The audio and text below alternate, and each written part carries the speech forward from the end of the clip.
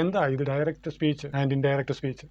Direct and indirect speech മനസ്സിലാക്കുവാൻ ഞാനൊരു imagination കൊണ്ടുവരാം.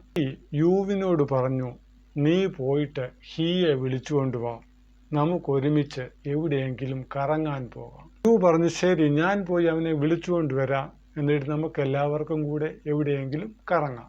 യു പോയി ഹീയെ വിളിച്ചു, ബാ, നമുക്ക് കറങ്ങാൻ പോകാം, അയ്യും നിന്നെ വിളിക്കുന്നു. ഇത് കേട്ടപ്പോൾ ഹീ മൗനമായി.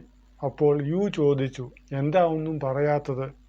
അപ്പോൾ താണസ്വരത്തിൽ ഹീ പറഞ്ഞു, ഞാൻ വരുന്നില്ല. അപ്പോൾ യു വീണ്ടും ചോദിച്ചു. ഹീ പറഞ്ഞു, ഐ ആം നോട്ട് കമ്മിങ്. ഈ മെസ്സേജ് അയ്യുടെ അടുക്കൽ എത്തിക്കുവാൻ യുവിന് 2 ഓപ്ഷൻസ് ഉണ്ട്, ഡയറക്റ്റ് വേയിൽ അല്ലെങ്കിൽ ഇൻഡയറക്റ്റ് വേയിൽ. ഇത് ഡയറക്റ്റ് സ്പീച്ചിൽ പറയുമ്പോൾ ഹീ സെഡ് പറഞ്ഞിട്ട് ഹീ ഉച്ചരിച്ചതായ വേർഡ്സ് അതുപോലെ പറയണം. ഹീ ഉച്ചരിച്ച വേർഡ്സ് ഏതൊക്കെയാണ്? I am not coming. 3-4 words. He said I am not coming. ഇത് ഡയറക്റ്റ് സ്പീച്ചിലാണ്.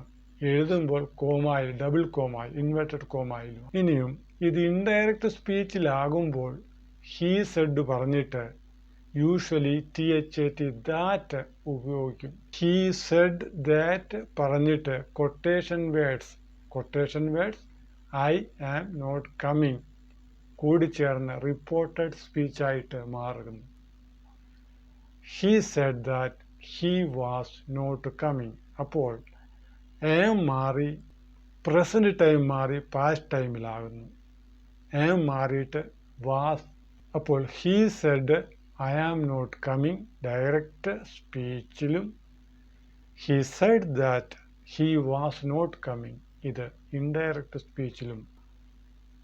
അപ്പോൾ നാം കേട്ട അല്ലെങ്കിൽ വായിച്ചറിഞ്ഞ ഒരു മെസ്സേജ് മറ്റൊരാളുടെ അടുക്കൽ എത്തിക്കുവാൻ ഡയറക്റ്റ് സ്പീച്ച് അല്ലെങ്കിൽ ഇൻഡയറക്റ്റ് സ്പീച്ച് ഉപയോഗിക്കാം.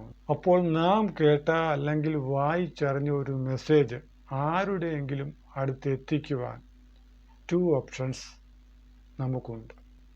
അവ ഡയറക്റ്റ് സ്പീച്ചിലും ഇൻഡയറക്റ്റ് സ്പീച്ചിലുമാണ്.